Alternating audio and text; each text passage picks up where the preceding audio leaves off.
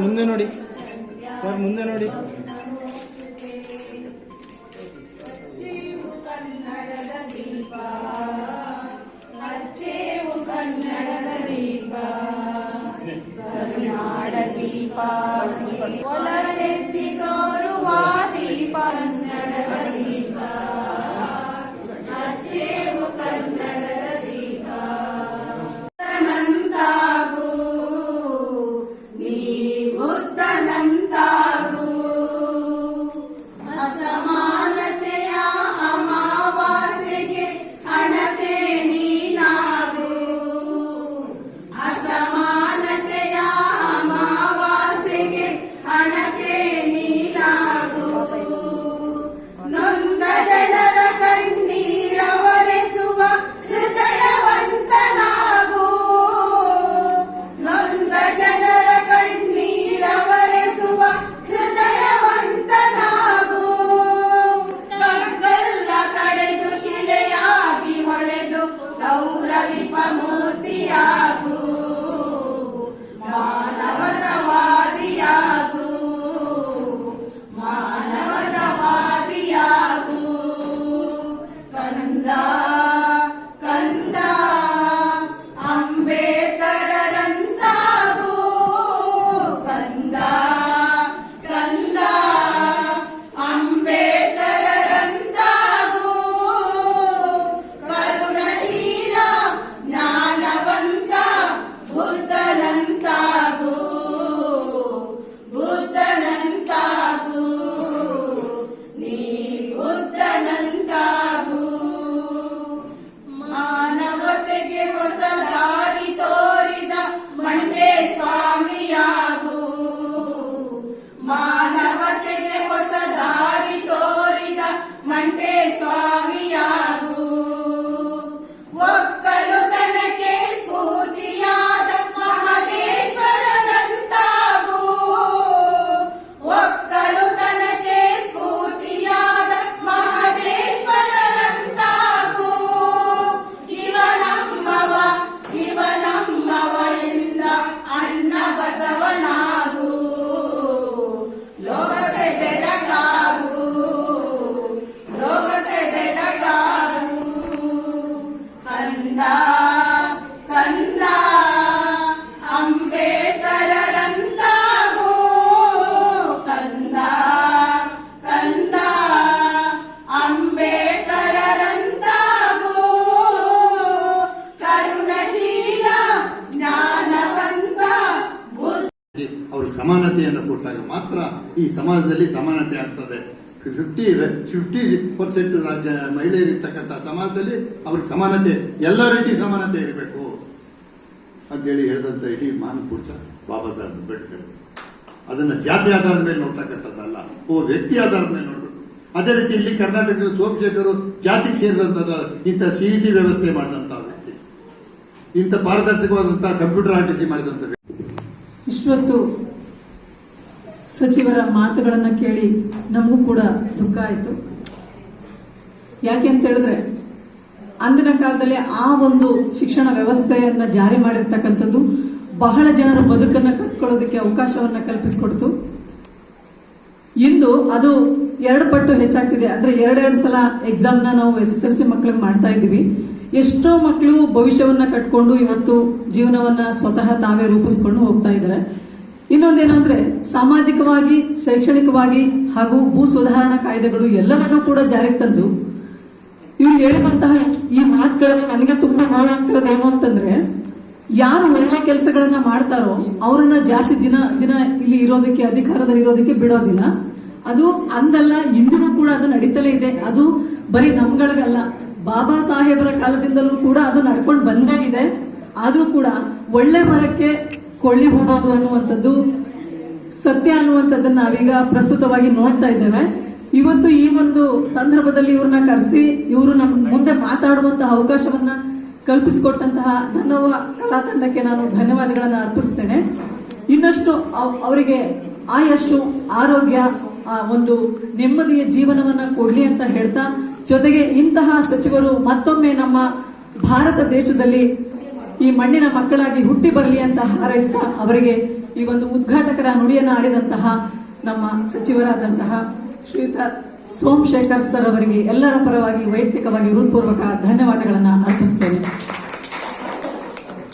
ಹಾಗೆ ಅಂಬೇಡ್ಕರ್ ಅವರು ಒಂದು ಮಾತನ್ನ ಹೇಳ್ತಾರೆ, ವ್ಯಕ್ತಿ ಅವನು ಚಿರಂಜೀವಿ ಆಗೋದಿಲ್ಲ ಅಂತ, ಚಿರಂಜೀವಿ ಆಗಿ ಬದುಕಲಾರ, ಆದ್ರೆ ಆತನ ಚಿಂತನೆಗಳು ಅವನು ಮಾಡಿದಂತಹ ಒಳ್ಳೆಯ ಕಾರ್ಯಗಳು ಮಾತ್ರ ಶಾಶ್ವತವಾಗಿ ಉಳಿಯುತ್ತವೆ ಎನ್ನುವಂತಹ ಅಂಬೇಡ್ಕರ್ ಅವರ ನುಡಿಯನ್ನ ಸ್ಮರಿಸುತ್ತಾ ಈ ಕಾರ್ಯಕ್ರಮದ ಮುಂದುವರಿಯೋಣ. ನಾವು ಈಗ ಸಮೂಹ ಗಾಯನ ಅರಿವೆ ಅಂಬೇಡ್ಕರ ಗೀತೆ ಈ ಒಂದು ಕಾರ್ಯಕ್ರಮವನ್ನು ನಡೆಸಿಕೊಳ್ಳಲಿದ್ದಾರೆ ಸದ್ವಿದ್ಯಾ ಆಂಗ್ಲೋ ಸಂಸ್ಕೃತ ಪಾಠಶಾಲೆ ಕನ್ನಡ ಮಾಧ್ಯಮ ಮಕ್ಕಳಿಂದ ದಾಕ್ಷಾಯಿಣಿ, ಚಿನ್ಮಯಿ, ಸಂಜನಾ, ಯತೀಶ್, ಯಶವಂತ್ ಕುಮಾರ್.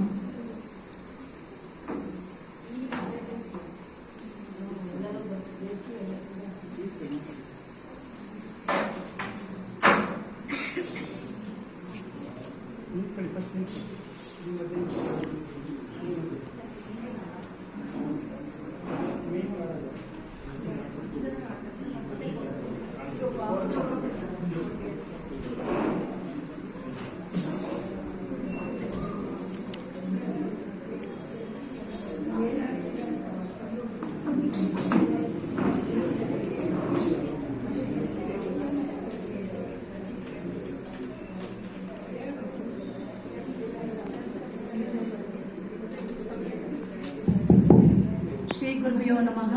ಹರಿ ಓಂ. ಸದ್ವಿದ್ಯಾ ಆಂಗ್ಲೋ ಸಂಸ್ಕೃತ ಪಾಠಶಾಲೆ ಕನ್ನಡ ಮಾಧ್ಯಮ. ಈ ಮಕ್ಕಳು ಅರಿವೆ ಅಂಬೇಡ್ಕರ ಮಹಾನ್ ವ್ಯಕ್ತಿಯ ಬಗ್ಗೆ ಒಂದು ಹಾಡನ್ನ ಜಾನಪದ ಶೈಲಿಯಲ್ಲಿ ಹಾಡಕ್ಕೆ ಪ್ರಯತ್ನ ಮಾಡಿದ್ದಾರೆ. ಹರಿಸಿ ಹಾರೈಸಿ.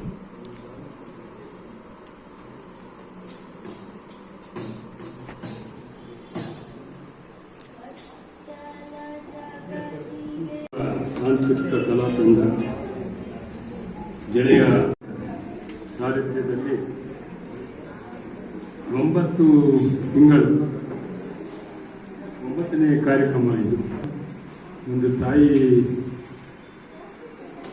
ಹೇಳುವ ಒಂದು ಸಂದರ್ಭದ ಗಳಿಗೆ ಇದು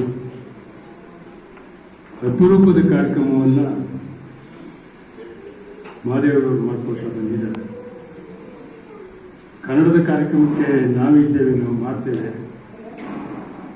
ನಂತರದ ದಿವಸಗಳಲ್ಲಿ ಆ ತಿಂಗಳಿಂದ ಯಾವ ವ್ಯಕ್ತಿ ಬರ್ತಾರೆ ಅವ್ರ ಬಗ್ಗೆ ನೀವು ಕಾರ್ಯಕ್ರಮಗಳನ್ನು ಮಾಡಿ ಅಂತ ಹೇಳಿದಾಗ ಬಹಳ ಪ್ರೀತಿಯಿಂದ ಅದನ್ನು ಸ್ವೀಕಾರ ಮಾಡಿ ಪ್ರತಿ ತಿಂಗಳು ಸಹ ಆ ಸಂದರ್ಭಕ್ಕೆ ತಕ್ಕ ಹಾಗೆ ಕಾರ್ಯಕ್ರಮಗಳನ್ನು ಮಾಡುವಂಥ ಕೆಲಸವನ್ನು ಮಾಡ್ತಾ ಇದ್ದಾರೆ. ಭಾರತ ರತ್ನ ಬಾಬಾ ಸಾಹೇಬ್ ಅಂಬೇಡ್ಕರ್ ಅವರ 136ನೇ ಜನ್ಮದಿನದ ಸಂದರ್ಭದಲ್ಲಿ ಮುಂಚಿತವಾಗಿ ಕಾರ್ಯಕ್ರಮವನ್ನು ಹಮ್ಮಿಕೊಂಡಿದ್ದಾರೆ.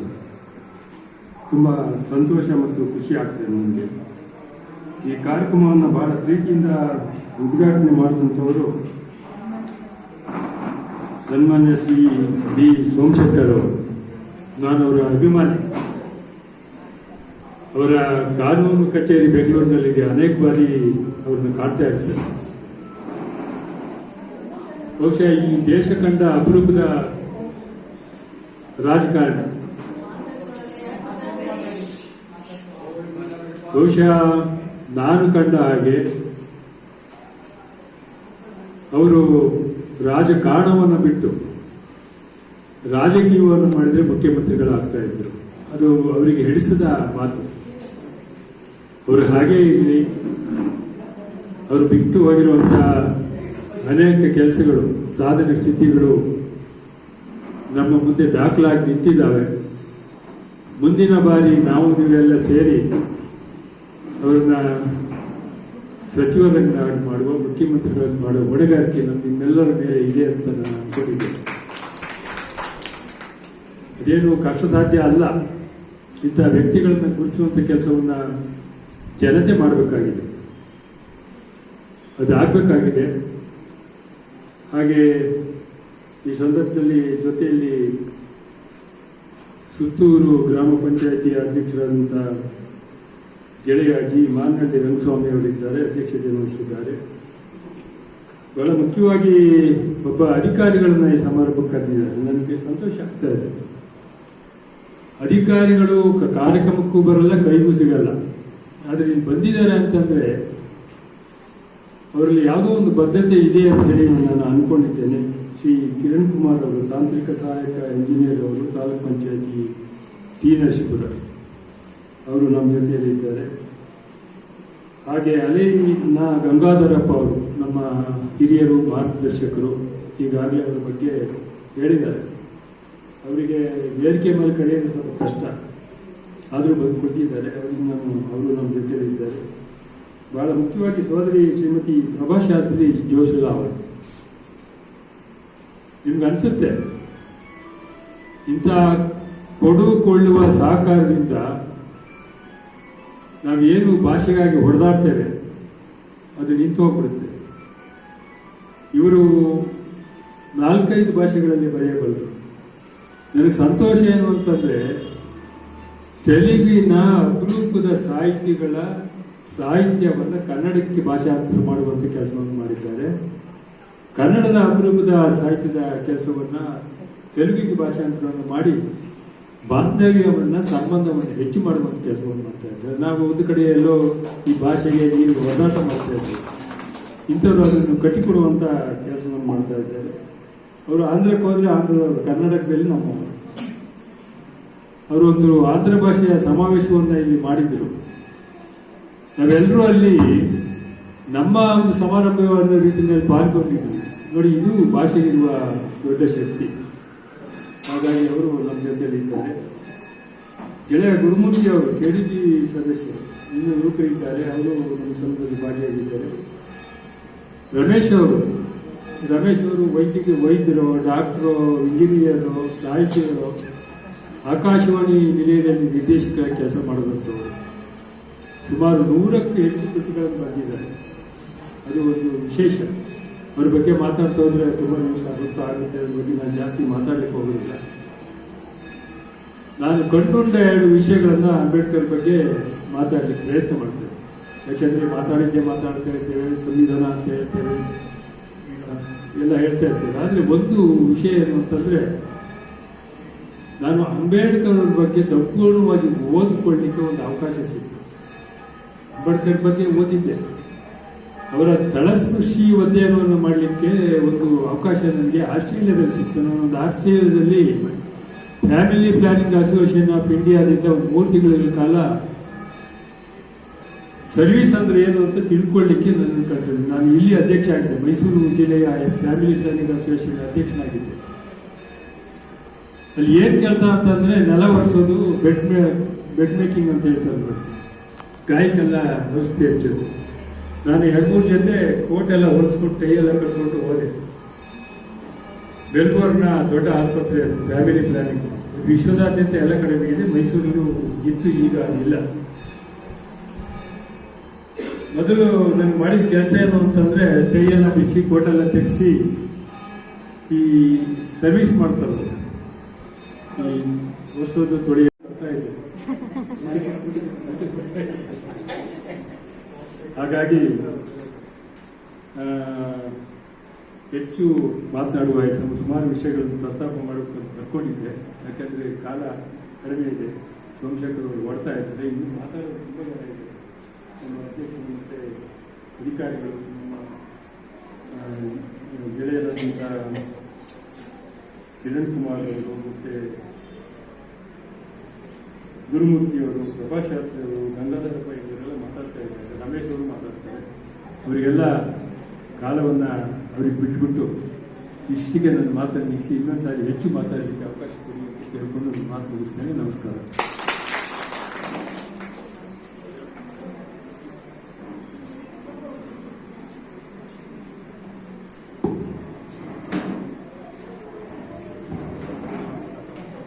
ಅರಿವಿನ ಸೊಡರಿನಿಂದ ಅಂಧಕಾರವನ್ನು ತೊಲಗಿಸಿ ಸುಜ್ಞಾನದ ಜಗವ ಬೆಳಗಿನವರು ಅಂಬೇಡ್ಕರ್ ಅವರು ಎಂದರೆ ತಪ್ಪಾಗುವುದಿಲ್ಲ. ಇಷ್ಟೊತ್ತು ಅಂಬೇಡ್ಕರ್ ಅವರ ವಿಚಾರಗಳನ್ನು ಹಾಗೂ ಅವರ ಓದಿನ ಮಹತ್ವವನ್ನು ತಿಳಿಸಿಕೊಟ್ಟಂತಹ ಶ್ರೀಯುತ ಮಡಿಕೇರೆ ಗೋಪಾಲ್ ಸರ್ ಅವರು, ಅಧ್ಯಕ್ಷರು, ಜಿಲ್ಲಾ ಕನ್ನಡ ಸಾಹಿತ್ಯ ಪರಿಷತ್, ಇವರಿಗೆ ಎಲ್ಲರ ಪರವಾಗಿ ಹೃತ್ಪೂರ್ವಕ ಧನ್ಯವಾದಗಳನ್ನು ಅರ್ಪಿಸುತ್ತೇನೆ.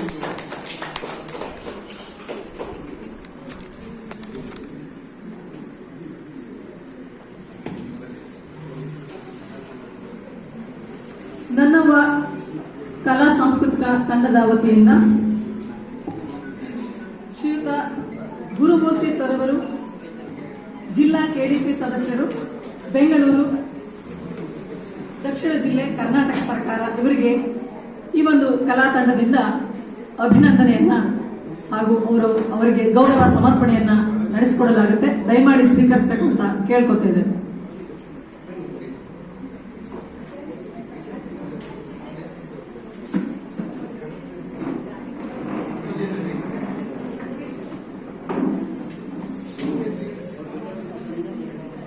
ದಯಮಾಡಿ ಅವ್ರ ಜೊತೆಗೆ ಬಂದಿರುವಂತ ಎಲ್ಲ ಮಿತ್ರರು, ವಕೀಲರು ಅಂತ ಹೇಳೋಕ್ಕಿಂತ ಅವ್ರ ಹಿತೈಷಿಗಳು ದಯವಿಟ್ಟು ನೀವು ಕೂಡ ವೇದಿಕೆ ಬನ್ನಿ. ಅಷ್ಟು ದೂರದಿಂದ ಬಂದಿದ್ದೀರಿ, ನಿಮ್ಮ ಸಂಘಟಕರಿಗೆ ಒಂದು ಅಭಿನಂದನೆ ಸಲ್ಲಿಸ್ತಾ ಇದ್ದೀವಿ. ವೇದಿಕೆಯಲ್ಲಿರೋ ಗಣ್ಯರ ಜೊತೆ ನೀವು ನಿಂತ್ಕೋಬೇಕಂತ ಕೇಳ್ಕೊತಾರೆ.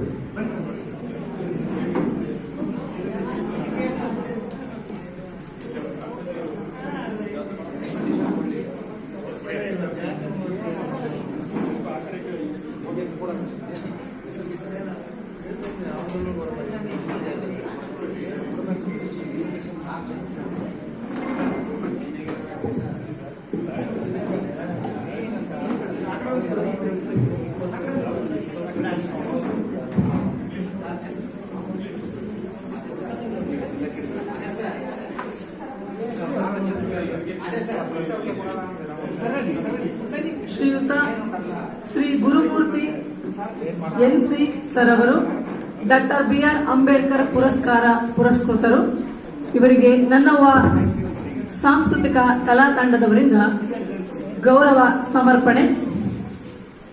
ಎಲ್ಲರೂ ಕೂಡ ಚಪ್ಪಾಳೆಯ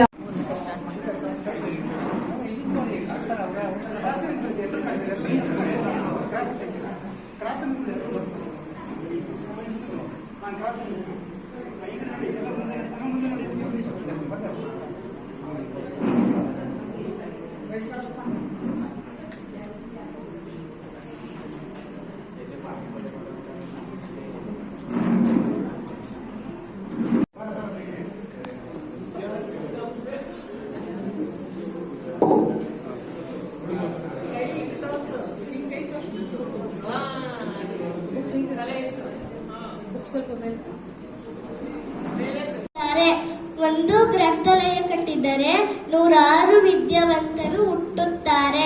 ನಮ್ಮ ಶ್ರಮದ ಮೇಲೆ ನಾವು ನಂಬಿಕೆ ಇಡಬೇಕು. ಶೋಷಿತರು ನೀರಿನಲ್ಲಿ ಕೊಚ್ಚಿ ಹೋಗುವ ಮಣ್ಣಿನ ಕಣಗಳಾಗಬಾರದು. ನೀರಿನ ದಿಕ್ಕನ್ನೇ ಬದಲಾಯಿಸುವ ದೊಡ್ಡ ಬಂಡೆಗಳಾಗಬೇಕು. ನಮ್ಮ ಸ್ವಾಭಿಮಾನಕ್ಕೆ ಎಲ್ಲಿ ಧಕ್ಕೆ ಉಂಟಾಗುತ್ತದೋ ಅಲ್ಲಿ ನಮ್ಮ ಪಾದರಕ್ಷ ಕೂಡ ಅಲ್ಲಿ ಇರಬಾರದು. ಡಾಕ್ಟರ್ BR ಅಂಬೇಡ್ಕರ್ ರವರು ಗ್ರಂಥಾಲಯದಲ್ಲಿ 52,000 ಪುಸ್ತಕಗಳು ಇದ್ದವು. ಡಾಕ್ಟರ್ BR ಅಂಬೇಡ್ಕರ್ ರವರು ಲಂಡನ್ನಿಂದ ಭಾರತಕ್ಕೆ ಬರುವಾಗ 2,000 ಪುಸ್ತಕಗಳು ನೀರಿನ ಪಾಲಾದವು. ಡಾಕ್ಟರ್ BR ಅಂಬೇಡ್ಕರ್ ರವರು 35 ಪದವಿಗಳನ್ನು ಪಡೆದಿದ್ದಾರೆ. ಡಾಕ್ಟರ್ BR ಅಂಬೇಡ್ಕರ್ ರವರು ಎಲ್ಲ ಜಾತಿಗೂ ಜಾತಿ ಭೇದ ಇಲ್ಲದೆ ಸಂವಿಧಾನವನ್ನು ಬರೆದಿದ್ದಾರೆ. ಎಲ್ಲ ಜಾತಿಯರು ಒಂದೇ ಕೆರೆಯಲ್ಲಿ ನೀರನ್ನು ಕುಡಿಯುತ್ತಿದ್ದರು. ಆದರೆ ಹಿರಿಯ ಜನರಿಗೆ ಅವರು ನೀರನ್ನು ಕುಡಿಯೋಕ್ಕೆ ಬಿಡುತ್ತಿರಲಿಲ್ಲ. ಹಿರಿಯ ಜನರು ಪಟ್ಟ ಕಷ್ಟವನ್ನು ಯಾರು ಪಟ್ಟಿಲ್ಲ. ಈ ಅವಕಾಶವನ್ನು ಮಾಡಿಕೊಟ್ಟ ನನ್ನವ ಕಲಾ ತಂಡದ ಅಧ್ಯಕ್ಷರಾದ ಮಾದೇವ್ ಸರ್ರಿಗೆ ಧನ್ಯವಾದಗಳು. ಜೈ ಭೀಮ್. Thank you.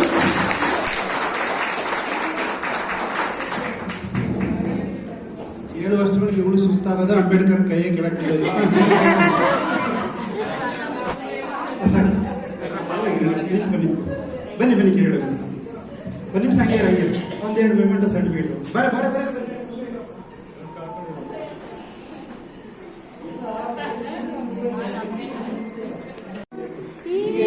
ಸುದಿನ ಜನ್ಮದಿನ ಮುಂದೆ ಬರ್ರಿ. ಹುಟ್ಟುಹಬ್ಬದ ಶುಭಾಶಯಗಳಮ್ಮ. ಹುಟ್ಟುಹಬ್ಬದ ಶುಭಾಶಯಗಳು.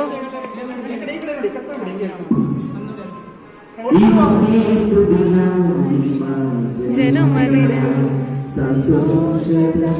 ಶುಭ ಸುದಿನ ಈ ಸುದಿನ